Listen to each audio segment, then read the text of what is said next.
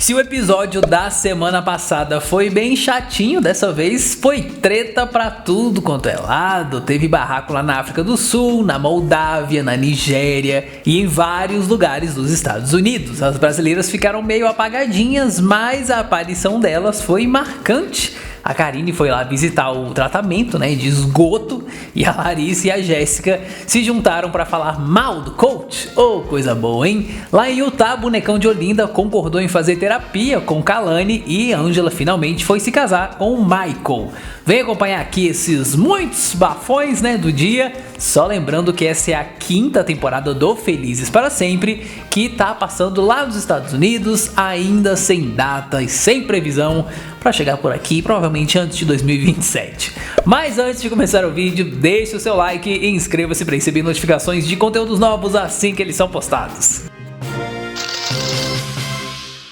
Começamos com o Kalani, Bonecão de Olinda. A americana disse que eles tinham voltado de Washington há uma semana, mais ou menos, e o casal estava se evitando desde então. Em uma conversa com a mãe, a Kalani explicou que o Asuelo estava meio arisco, e andava ali fugindo também de alguns assuntos mais sérios, por isso que eles ainda não tinham combinado a tal da terapia lá, Mas ela fazia questão de tentar todas as alternativas antes de pedir um divórcio em nome dos filhos dela. E aí depois disso a Kalani foi lá chamar o homem para poder bater um papinho, botou para fora os sentimentos e falou com o Bonecão que eles estavam deixando os problemas de lado há tempos já, porque eles tiveram aí as 2 crianças e não dava, não cabia ali na situação ficar tretando, mas como os meninos já estavam crescendo, eles tinham que resolver tudo para poder ter um lar mais saudável. E aí o Asuelo perguntou quão ruim estava o casamento e a esposa garantiu que, meu filho, se eles não tratassem de acertar aí na terapia, eles em breve estariam divorciados, obviamente. E aí Bonecão concordou em ir lá fazer as sessões, mas ele não queria uma pessoa branca não, ele queria alguém que fosse de Samoa para poder entender das coisas que ele tá passando, E aí a internet não perdoou essa decisão dele, O povo disse que o pai da Kalani devia ser o terapeuta, porque aí rapidinho o Bonecão ia se endireitar, E mais, o Asuelo disse que fazia questão de que fosse um homem também. O que vocês acham disso, hein? Tá com cara de quem tá planejando arrumar alguém aí pra que vai justificar esse comportamento dele, Eu tô achando que ele quer mais uma testemunha do que um terapeuta. A Kalani já falou que não ia rolar essa história dele aí, porque eles moravam numa cidadezinha, lá em Utah, e todo mundo de lá era americano mesmo. Então ele ia ter que se contentar, com um cara americano ali que tivesse. E o único que poderia ser feito, a única coisa que poderia ser feita era arrumar um tradutor, porque assim ele poderia se expressar melhor lá na língua dele, E não ia dar muito problema também não, Então, meio contrariado, o Bonecão foi obrigado a aceitar essas condições. E aí a Kalani, então, marcou a terapia com um carinha lá, um terapeuta, obviamente, não de Samoa, e arrumou uma tradutora também para poder ajudar. E aí o primeiro assunto é lógico que foi a desastrosa viagem para Washington. O Asuelo disse que em Samoa o homem é a cabeça do lar e a mulher é o pescoço, e tem uma linha que ela não pode cruzar. Jesus. E aí a Kalani rebateu que eles já tinham combinado, lá em Samoa, que eles viveriam numa situação de igualdade e se apoiariam também, e que assim que ele pisou nos Estados Unidos, ativou o modo machão samoano, o dono do lar, E aí o terapeuta passou uma lição de casa pro casal também. Eles iam anotar num caderninho qual que deveria ser a responsabilidade de cada um e qual que deveria ser a do outro também, lá na casa, no lar, enfim. Vamos ver aí como é que vai ser essa história toda na semana que vem. Agora vamos para ex-integrante do clã Bates. No episódio anterior, a Jesscat tinha chegado lá em Las Vegas e já tinha ido tirar satisfação, sobre os nudes lá que o coach andava mandando pra geral, Pois é, lá na cena final, o coach Norman Bates finalmente admitiu que Vanessão estava morando na casa dele, sim, que ela inclusive tinha se separado recentemente, e precisava de um lugar para ficar. Aliás, ai Cristo, vamos fazer uma pausa aqui para poder comentar aqui as fotos do OnlyFans do coach, porque ele tem OnlyFans, caíram na internet, e isso foi uma bizarra que eu já vi em toda a minha vida. Quero desver tudo isso. Ah, minha filha, agora vamos embora. Nossa ruiva, ficou lá pra lá de furiosa. E como que ele gosta de pagar de bom moço, naquele jeitinho maluco dele lá, Ele disse para as câmeras que não restou nenhuma alternativa a não ser se confessar, né, falar logo a verdade, já que ele estava cansadíssimo das próprias mentiras. E Jess Cat queria saber aí porque que essa mulher estava encafurnada lá na casa dele, né, e não foi ficar com os parentes dela. E aí Norman Bates respondeu que Vanessa estava passando por um período difícil na vida, né, e que ela tinha ajudado ele quando ele se divorciou da Larissa, então era só uma amiga mesmo, né, imagina, nada demais. E aí Jess Cat disse a frase mais repercutida de toda a temporada, e foi o seguinte, abre aspas, então alguém manda nudes pra tudo quanto é mulher e não tá dormindo com a pessoa que mora embaixo do mesmo teto. Eu nasci ontem, fecha aspas. Sim, meus amigos, Jess Cat, PhD em argumentação lógica, matou a charada e acabou com esse joguinho aí, né, do garoto Bates. A Jéssica começou a chorar e aí mamãe Bates surgiu lá no meio dos escombros daquela casa, né, lá na escada, a famosa escada, aliás, onde Larissa gritou quem estiver contra a rainha vai cair. E a Debbie ainda disse para as câmeras que se sentia mal pela Jess Cat, né, pela brasileira ali, mas que tudo foi causado por ela mesma, né, ela que lute. E aí olha que família unida, né, passando aquele paninho um pro outro, que nem o meme do Pica-Pau. Ainda assim, ela deu um abraço na Jess Cat, né? Espero que a Jess Cat tenha tomado um banho para poder desinfetar, para poder consolar ali a Jess Cat. E logo em seguida ficou atacando lá a pobre da moça, né? A Jess Cat, enfim, colocou um ponto final nessa relação e se mandou dali, deixando o boy lixo para trás. Já já eu falo sobre Jess Cat ligando para Bibi Perigosa, viu? Aguenta aí. Mas antes, bora falar de Furacão da Geórgia, né? E Michael, lá na Nigéria, passado o barraco, que foi a festa de despedida de solteiro do casal, vocês lembram, né? Pois é. A Angela e a sua melhor amiga, a Jojo, foram ter uma conversinha com o Michael. E aí, detalhe, um dia antes do bendito do casamento, só que rolou essa conversa aí, tá? Só que a Jojo, ela achou melhor deixar o casal a sós, né? Afinal de contas, quem gosta de presenciar os barracos da Furacão da Geórgia? Ninguém, né? Lembra que eu falei que o episódio anterior deu a entender que o Michael tava guardando um segredinho? Pois é, tava nada, viu? Ele, na verdade, ele só queria mesmo entregar o buquê que a noiva tinha encomendado, né, aquele caro lá que a gente comentou, com as flores representando as netas dela, né, e a mãe também, né, e aí a mulher caiu em lágrimas de emoção e depois resolveu falar sério. Segundo Angela, né, ela disse que ia casar sim, mas que não dava pra poder passar o resto da vida nesse morde-a-sopra, mas é ela mesmo que faz isso, né, tá se fazendo de maluca. Sobre o escândalo que ela deu na festa lá de despedida, né, de solteiro, ela falou uma coisa que todo mundo na internet riu, abre aspas. E se eu te levasse pra um lugar cheio de emoji de berinjela e tivesse um monte de Google Boy dançando, você e seus amigos iam gostar? Fecha aspas. Acho que foi só aí que o Michael entendeu, né? A Angela continuou dizendo que precisa confiar nele, né? Quando ela voltar pra Geórgia, mas que se ele frequentar esse tipo de ambiente, isso aí vai rolar não vai dar certo não. E que era melhor também, né? E que era pra ele demonstrar mais também arrependimento, né? Porque, segundo ela, não estava muito arrependido, não. Os dois fizeram as pazes pela zilionésima vez e no dia seguinte foi aquela correria para poder casar. Eu vou botar uma fotinha aqui para vocês de como que é a Angela, né, acordando. E vocês me digam aí quem se identifica, tá? Antes de se arrumar, ela foi ligar para as netas dela, né? E a Skyla apareceu na tela para poder falar que ela ainda poderia ser a noiva em fuga, caso ela quisesse, né? Essa Skyla, aliás, nunca perde a chance de alfinetar o Michael, né? Somos todos Skyla.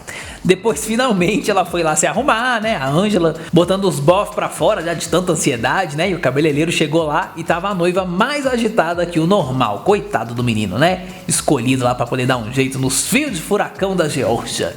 Não é pra qualquer um, né? Não. Cada vez que ele passava a chapinha, a mulher dava um berro. Ai, meu Deus, tá bem queimado.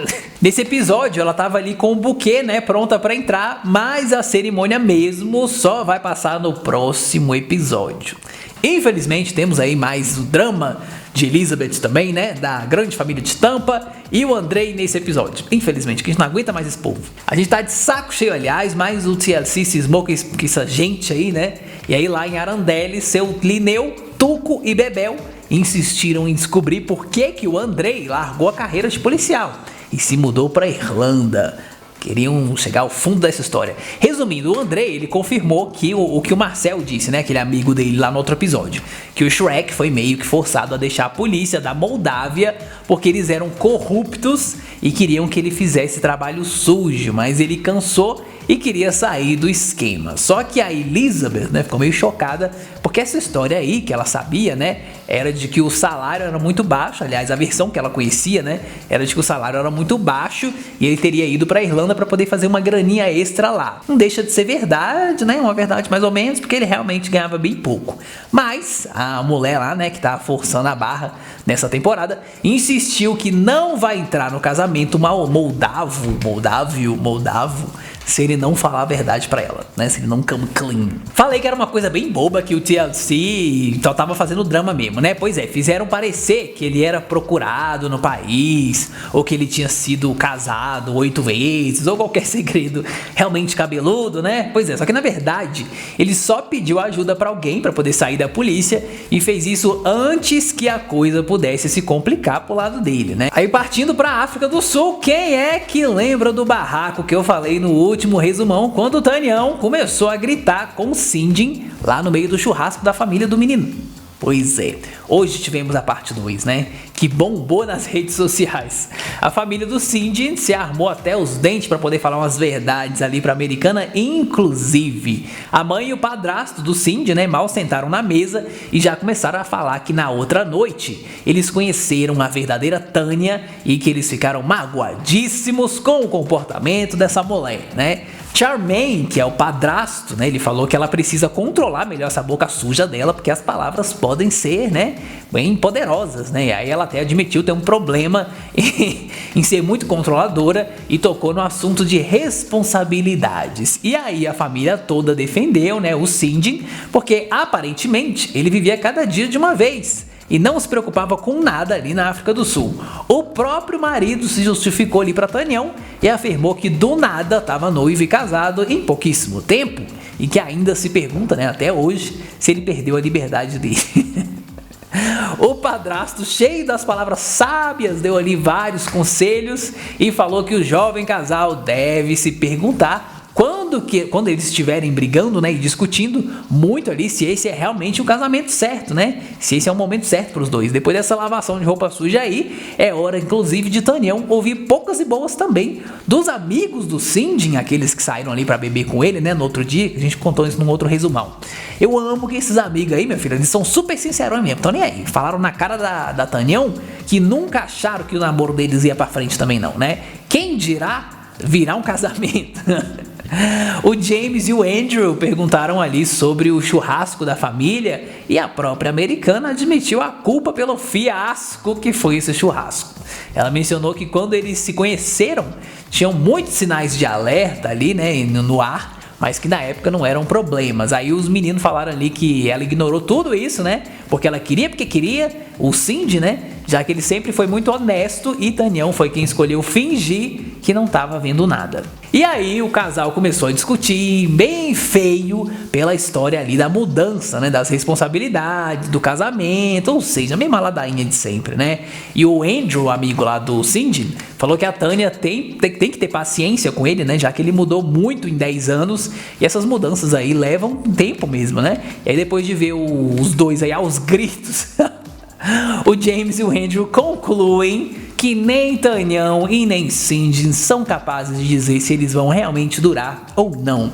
Ali as câmeras, Tanião revela que ela tá cansada de todo mundo ficar pedindo para ela ter mais paciência, né, com o marido dela, e fala que vai ter de pensar um pouco sobre essa situação aí deles, né? Inclusive quando começar a 7ª temporada, vocês vão entender, já no primeiro episódio vocês vão entender essa história aí, tá? Que ela parece super fofa no primeiro episódio, mas é só o primeiro episódio, que depois ela mostra quem ela é. Agora Paulão e Karine, uma parte que todo mundo tava doido pra ver. Ele tava levando a família pra poder dar pra uma estação de tratamento de esgoto, né, pra dar um rolezinho nessa estação aí, e segundo ele, queria mostrar pra esposa tudo que os Estados Unidos têm a oferecer para a comunidade americana. Você iria? Diz aí nos comentários. Mas na verdade ele pretendia era pedir emprego mesmo por lá, né? E achou uma boa ideia ter a esposa e o bebê juntos, talvez até para comover as pessoas, né? Tipo, olha, eu sou um cara de família, sou uma pessoa regenerada. E aí Karine deixou sair a brasileira irônica de dentro dela e falou o seguinte, abre aspas, isso aqui é tratamento de cocô? Tu vivia falando que a água do Brasil é água de cocô, que Tocantins tem água de cocô, e agora me traz num lugar desse? Fecha aspas. O melhor de tudo é que Paulão de la Incruza, né, tava ali falando com a esposa para poder tirar uma foto do pobrezinho do Pierre lá na frente do lugar onde trata o cocô. Gente, eu tenho muita dó dessa criança, sério, coitado desse menino aí. Isso tudo debaixo de um chuvão também, viu? Acho que eu não citei isso, né? Pois é, o mundo se acabando e eles lá fazendo turismo de cocô. Aí depois o casal começou a discutir, né, de novo sobre Karine ter ido ver uma advogada escondida de Paulão de la Incruza, né? E ainda não ter arrumado também o Paulão também não ter arrumado empregos, também foi um motivo de treta. E aí a amazonense, né, novamente disse que sente muita falta da família dela no Brasil e que ele fica só, e que, aliás, que ela fica sozinha no Kentucky, né? O próprio Paulão de la Incruza admitiu que as coisas lá estavam muito mais difíceis do que ele imaginou, coitado. E aí propôs que eles voltassem pro Brasil para poder passar um tempo, né? Vai que cola. Por falar em Tupiniquim, chegou o momento mais esperado dos fãs que torcem pelas brasileiras aí do programa. Jessquette mandou uma mensagem pra Dona Lari Bibi Perigosa e as duas foram lá se encontrar, né, cara a cara pela primeira vez. A Jessquette queria desabafar e disse que achava que Coach só quis usar a menina para poder fazer ciúme em Bibi Perigosa ali em Las Vegas, né? E Lari contou que achava que eles eram um casal super verdadeiro, mas Jessquette ficou triste porque ele partiu o coração dela e ali fez um monte de promessas também, né? Ele, na verdade, fez um monte de promessas e quebrou todas. E aí ela ainda disse também que o coach, né, tava mandando nudes pra meio mundo, meia Las Vegas, e que as meninas ali mandaram tudo pra ela, né? Bibi Perigosa, irônica como sempre, disse que o ex deve estar tentando virar um gigolô, né? Quem sabe? E aí as duas fizeram uma cena épica mostrando com os dedos que as partes íntimas de Norman Bates não eram tão avantajadas, né? E o salário, ó, sei que vocês me entendem. Agora presta bem atenção nessa informação. Jessquette estava ali contando que lá no Brasil a Debbie falou que a Vanessa estava olhando os gatos do coach, né? E aí a Lari se lembrou do nome na hora dessa mulher, porque quando ela era casada com o Norman Bates, essa Vanessa aí comprou os cupons, né, no Groupon pro coach e deu de presente de Natal, né? E aí os dois se merecem, né? Ou seja, dois muquiranas, tudo dando presente de cupom. Vocês lembram do negócio de Groupon, né? Aqueles trem barato assim que tinha. Era isso aí. Pois é, Jessquette, que também é afrontosíssima, contou para as câmeras que ela achou a Lari bem legal, né? Realmente. Ela deu muito apoio para Jessquette e que agora ela realmente tinha ganhado uma amiga e ainda agradeceu ao coach também por isso, só para poder constar, elas ainda são bem próximas até hoje. Inclusive vivem fazendo stories, né, vem assistindo ao programa juntas e tal, já fizeram até live também, né. Agora o que nós vamos ver no próximo episódio, o casamento de Libby, o casamento de Ângela, Paulão de la Incruza e Karine voltando pro Brasil e mais drama entre Kalani e Asuelo, né, dessa vez envolvendo os pais da Kalani e Lari também indo fazer as plásticas dela lá, né? Mas me diga aí, o que você achou desse episódio? Ficou melhorzinho, né? Quem foi o mais sem noção dessa vez? Conta aí pra mim nos comentários. Antes de sair, deixe o seu like e inscreva-se no canal para poder receber mais vídeos assim que eles são postados. Um beijo, um queijo e até a próxima.